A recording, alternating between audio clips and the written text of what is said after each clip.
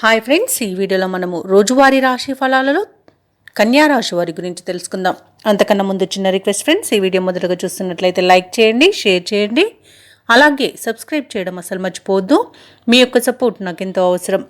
ఇక కన్యా రాశి వారికి ఈరోజు చూసుకున్నట్లయితే ఉద్యోగస్తులు ఎవరైతే ఉన్నారో వారికి ఉన్నత అవకాశాలు అనేవి లభిస్తాయి. నిరుద్యోగులు ఎవరైతే ఉద్యోగ ప్రయత్నాలు చేస్తున్నారో వారు శుభవార్తలను అందుకుంటారు. ఇక స్థిరాస్తి క్రయ విక్రయాలలో ఎవరైతే రియాల్టర్స్ ఉన్నారో వారు మంచి లాభాలను అందుకుంటారు. చేపట్టిన వ్యవహారాలలో ఆకస్మిక విజయం అనేది లభిస్తుంది. కొన్ని పనులలో ఆప్తుల సలహాలు తీసుకోవడం మీకెంతో మేలు చేస్తుంది. అలాగే కన్యా రాశి వారికి ఈరోజు మంచి ధనయోగం అనేది కలుగుతుంది. ఇక సంపూర్ణమైన ఆరోగ్యం సంప్రాప్తిస్తుంది. విద్యార్థులకు విద్యాభివృద్ధి అనేది కనబడుతుంది. ఇక వ్యాపారస్తులకు వ్యాపారాలలో లాభాలు అనేవి లభిస్తాయి. ఇక ఈరోజు కాంట్రాక్టర్లకు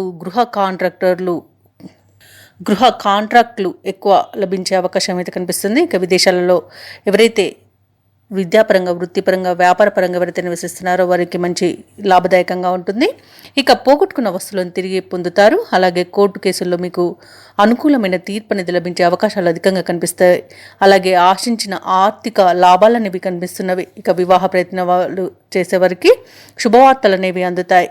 ఇక వ్యవసాయదారులకు పంట లాభం కనబడుతుంది. అలాగే ముఖ్యమైన కార్యక్రమాలన్నింటిలో కూడా విజయాన్ని సాధిస్తారు. దూరపు బంధువుల నుండి శుభవార్తలు అందుతాయి.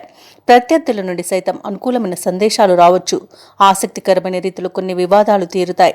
అనుకోని విధంగా ఆర్థిక లాభాలను అందుకుంటారు. వ్యాపార వాణిజ్యవేత్తలు ఎవరైతే ఉన్నారో వారు వ్యాపారాలకు కావలసిన మరిన్ని పెట్టుబడులను సమకూర్చుకోగలుగుతారు.